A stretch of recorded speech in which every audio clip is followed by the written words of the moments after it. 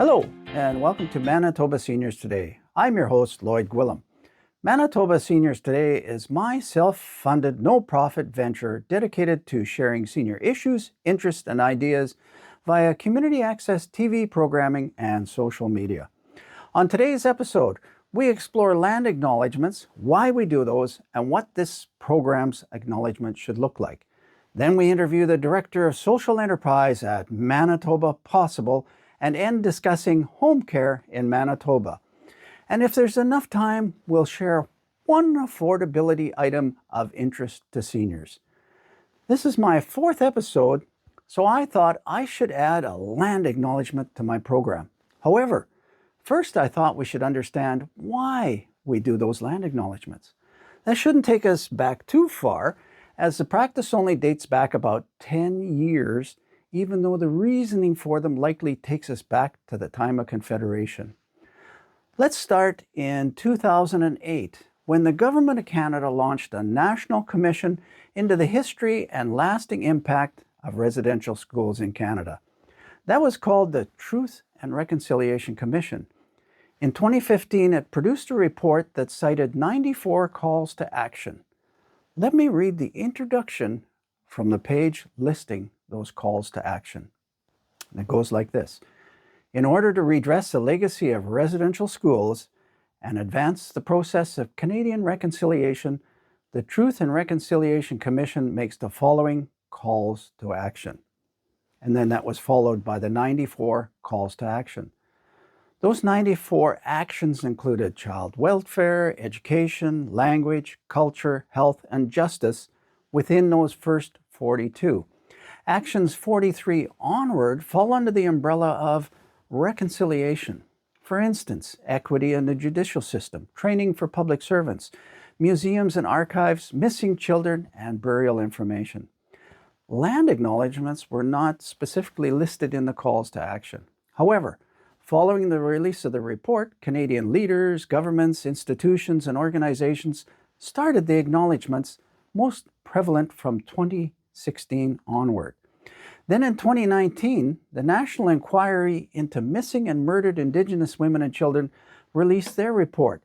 It contained 231 individual calls for justice. Number 15.2, an item that all individual Canadians could practice, said, decolonize by learning the true history of Canada and Indigenous history in your local area. Learn about and celebrate Indigenous peoples' history, culture, pride, and diversity, acknowledging the land you live on and its importance to local Indigenous communities, both historically and today. That one specifically cited land acknowledgements. Acknowledge the land you live on. However, those acknowledgements are a very, very small step toward the education component. On future episodes, I may share more on that topic, but back to my land acknowledgement for this program. Since this program is for all of Manitoba, I went to school on the Government of Manitoba's land acknowledgement. They have deeper pockets than me, so should be better researched. I came up with, I acknowledge this program originates on Treaty 1 territory. Now that would be the territory around Winnipeg. And that Manitoba is located on the treaty territories and ancestral lands of the Anishinaabe, Anishinaabeg, Dakota Oete, Dene Soline, and Nehinawa nations. I also acknowledge that Manitoba is located on the homeland of the Red River Métis, and that parts of northern Manitoba includes lands that were and are the ancestral lands of the Inuit. So I'll try using this one from now forward. On to our next topic. Not sure if you heard of this or not, but Manitoba Tech Week happened the last week of February. From what I gather, each February they use that week to showcase some of the best and brightest in Manitoba's tech community. In 2025, last year, they hosted 34 events to an audience of over 2,800 people. During this year's week, that increased to over 50 events hosted across the province and online. If you want to learn more about that week or the group that hosts it, check the website techmanitoba.ca. But my main purpose during that week was to attend one of the events. It was held downtown at the Pop Collab on the lower level of the Richardson building. It's been some time since I've been at that lower level, so I was quite impressed with the Popco Lab. What a wonderful place where, using their words, they embrace the power of play. If you'd like to check out their website, it's at www.popcolab.ca. But back to my main topic. The technical presentation I attended was put on by Care Possible and entitled Tech for Good, Aging Well and Supporting Families and Communities. As a senior, as a healthcare advocate, and as a past health board director, what they presented opened my eyes to a world of possibilities. I was so impressed, I reached out to Care Possible to ask them to sit down with me for an interview. What follows is that interview. Today we have Michael Coutts with us. He is Director of Social Enterprises for Manitoba Possible. Manitoba Possible is a non-profit organization that for the past 75 years has helped children, youth, and adults with disabilities. About 3 years ago, they launched a program called Care Possible that is acting as an online platform to connect people and families in need of respite and home care services with vetted providers in their community. Welcome to the program, Michael. Thanks, Lloyd. Thanks for having me. So can you tell me, what is Care Possible? Yeah, thanks, Lloyd. Appreciate you inviting me to help tell the story. So Care Possible is a social enterprise. And you talked about the Manitoba Possible connection. For that, for some of your viewers, if you don't know Manitoba Possible, you'll know the Society for Manitobans with Disabilities, or SMD. So Manitoba Possible was SMD, and Care Possible is a social enterprise of Manitoba Possible, and it's really a platform to help people who are in need of care and connect them with people in our community who are delivering care. Sounds like a good service. Who might be your typical clients for this service?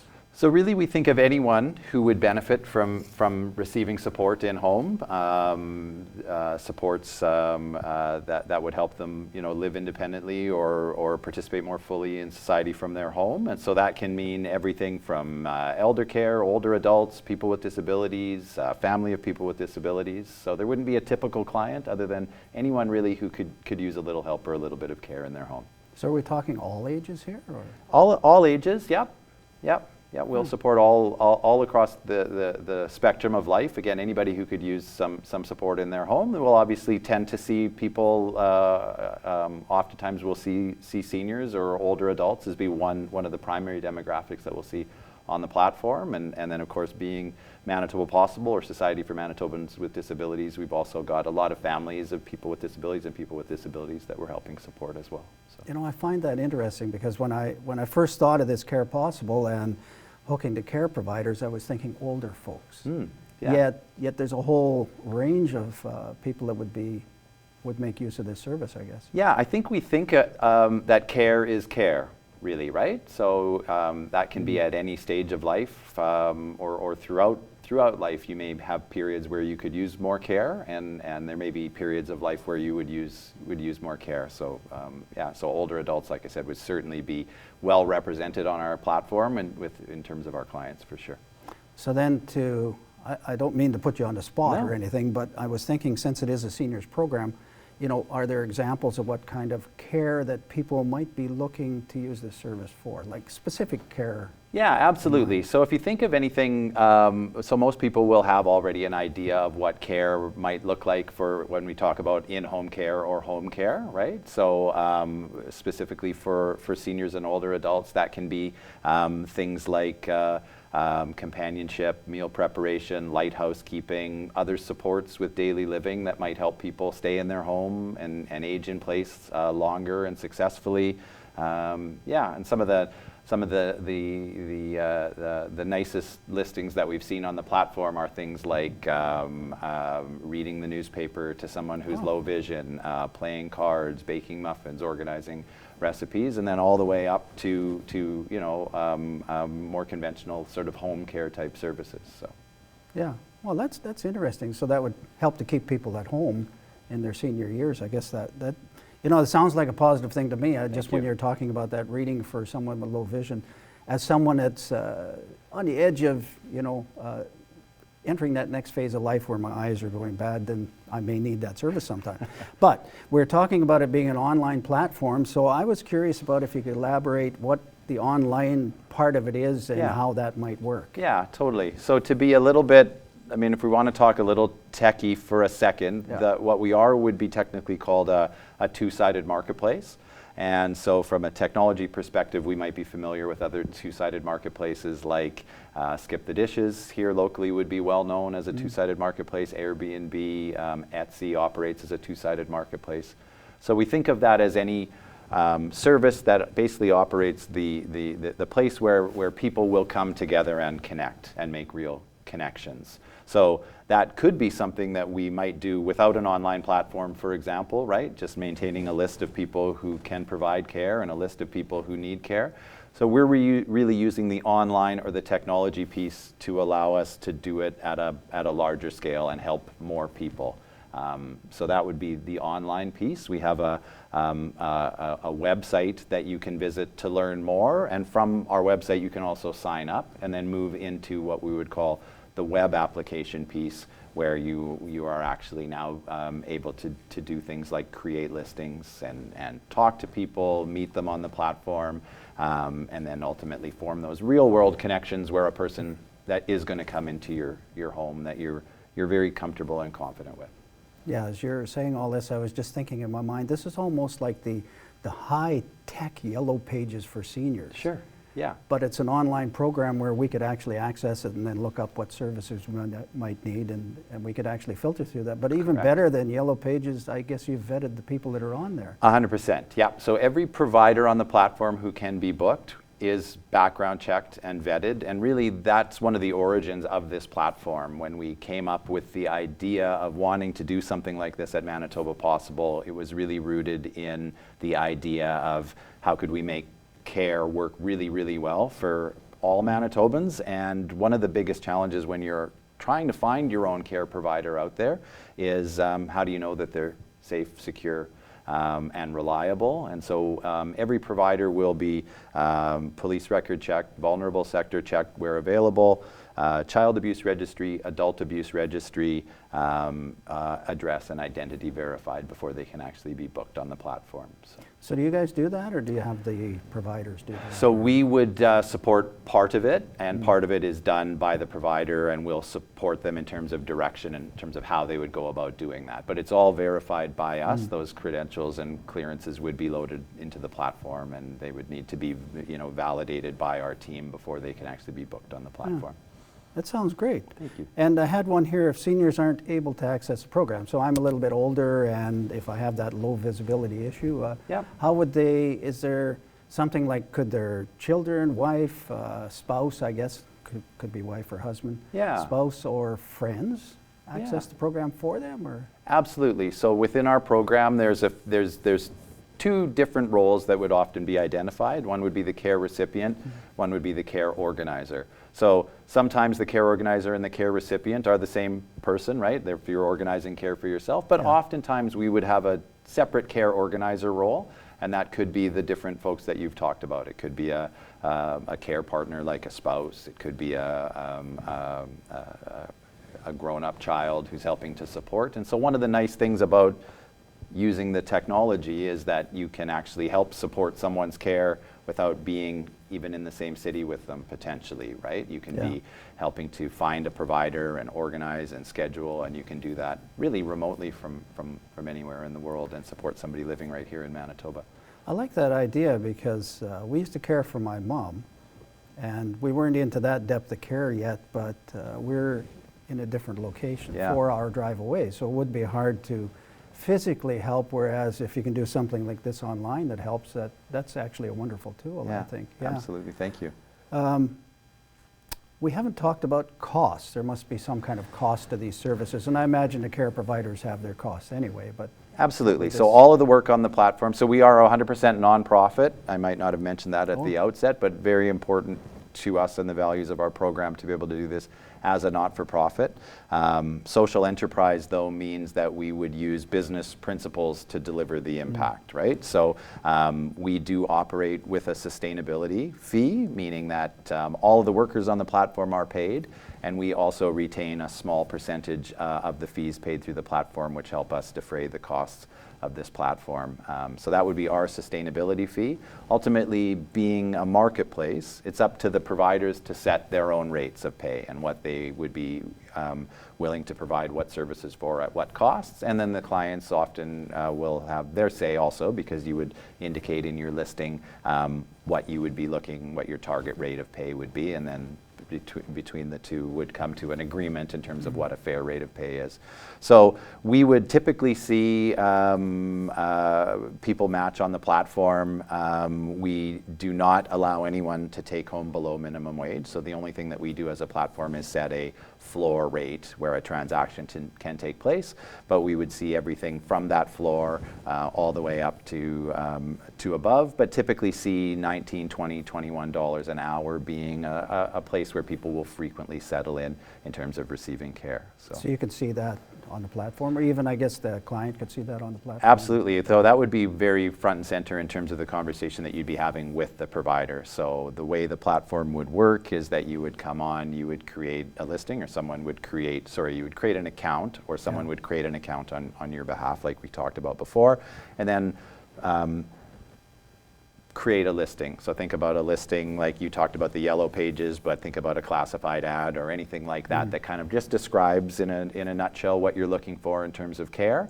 And then the providers have the opportunity to apply for that listing. So you'll actually be able to meet providers through the platform, and it'll often be organized around the listing that you've published in terms of what you're asking for, and you'll typically have indicated the rate of pay when you created that listing. And similarly, the providers, when they create their profiles on the platform, so you get an opportunity to kind of get to know the providers, maybe even before you've started communicating with them, because all of them will have a profile on the platform.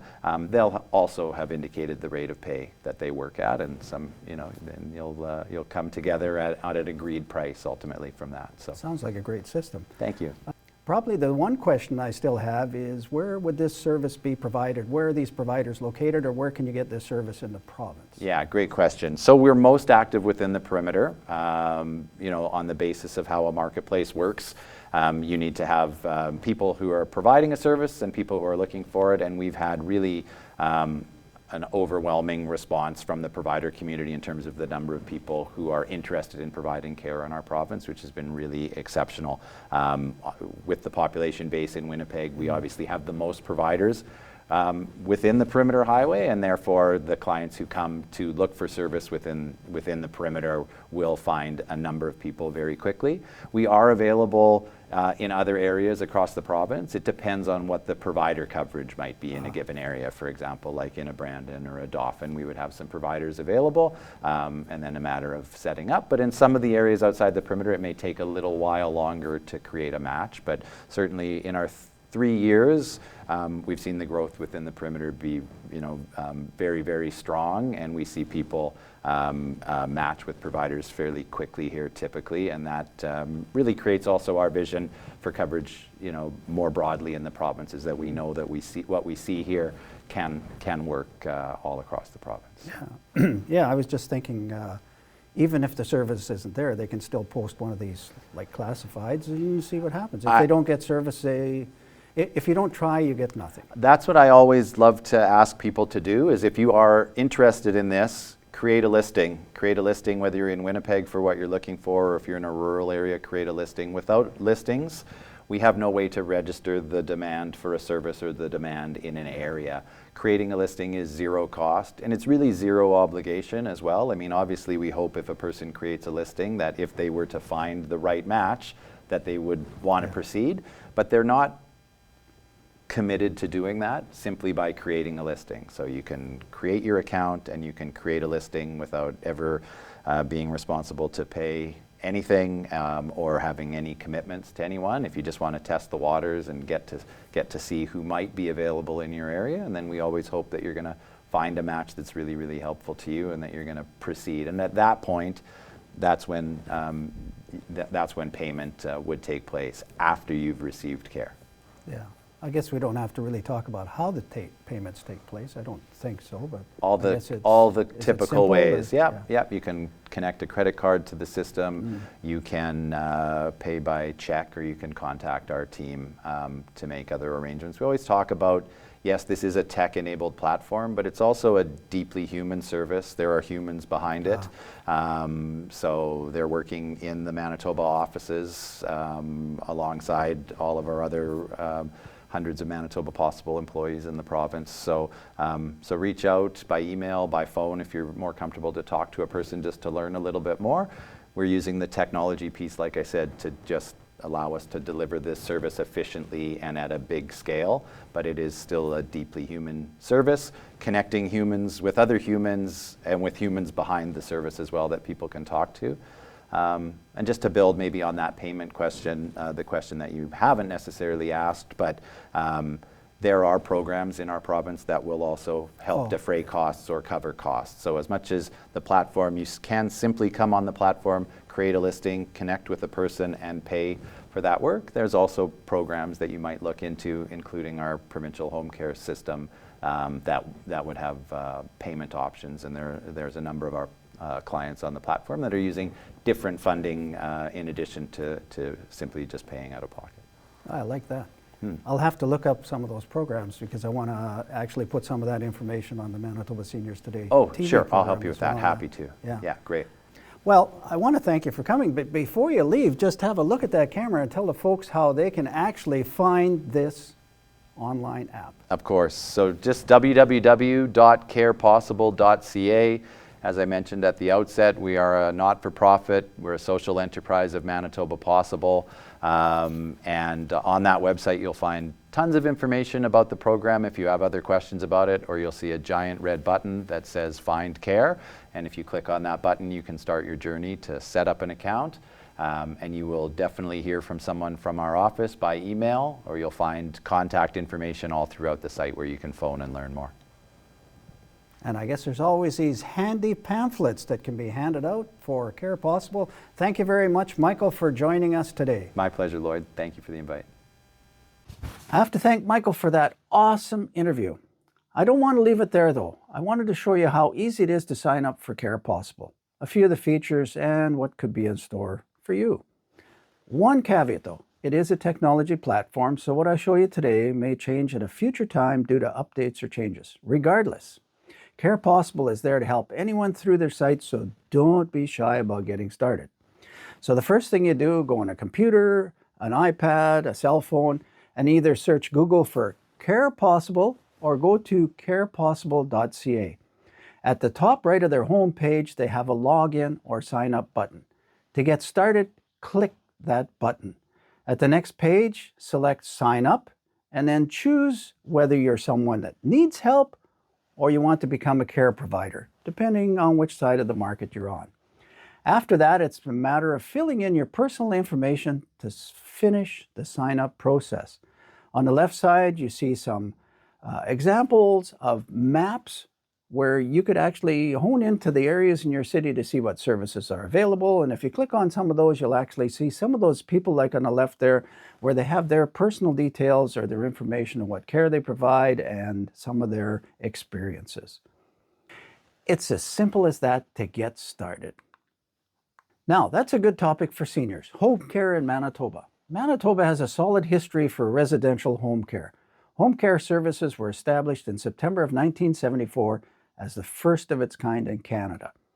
Manitoba Health, a department within the Manitoba government, is responsible for home care. However, it's the regional health authorities who have the day-to-day operational responsibility to provide that care.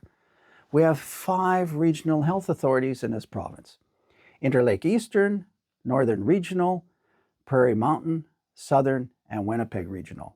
You should be able to find home care information from any one of those. From my quick scan of their information, it seems to be that we have 3 pillars of home care in Manitoba. So one is the fully provided by the regional health authority. 2 is a self and family managed home care funded by the health region.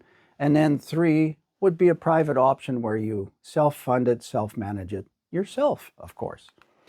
So let's expand on those. So number 1, the fully provided by the health region, I'll use their words, In Manitoba, regional health authorities provide home care services to eligible individuals, regardless of age, who require health services or assistance with activities of daily living. And I wanted to show you something. I just have this one in black and white, but they actually put out, it's called Your Guide of Home Care Services in Manitoba. And it's a good read. It's 8 pages long. And I wanted to read from page 2, where they talk about the assessments, because to get home care from the health region, they have to assess you. And they say a professional assessment of your individual needs, existing or potential supports, and community resources will determine your eligibility for home care in the type and amount of services you may receive. So to be eligible for home care services, same page on the right side, you have to be a Manitoba resident, registered with Manitoba Health, require health services or assistance, require service to stay in the home as long as possible, and require more assistance than what is available from existing potential supports and community resources. So the second option in that pillar I was saying was a self or family managed care.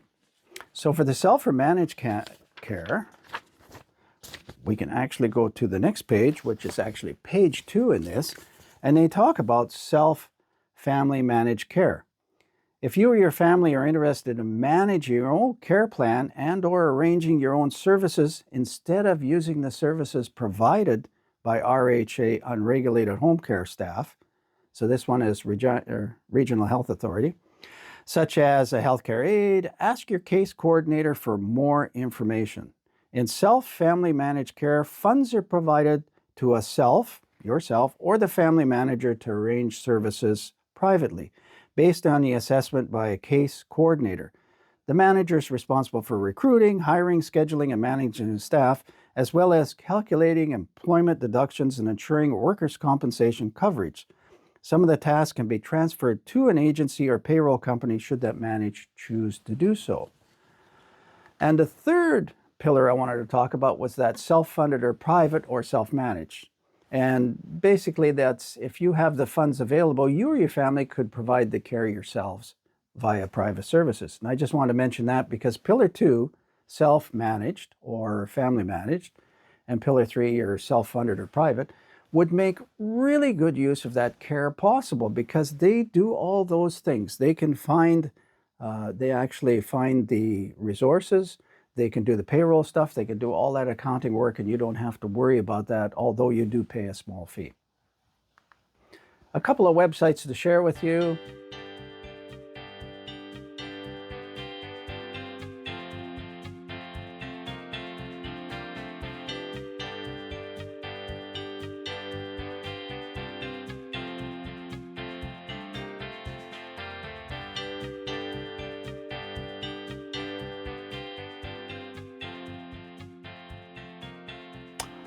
I want to acknowledge that some of my information on this episode came via Care Possible, the regional health authorities, and the Manitoba Health Department.